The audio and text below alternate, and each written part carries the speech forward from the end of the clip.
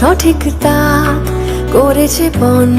সে মেয়েটির লাগে না ভিড়, একাই হয়ে যায় 100 জন।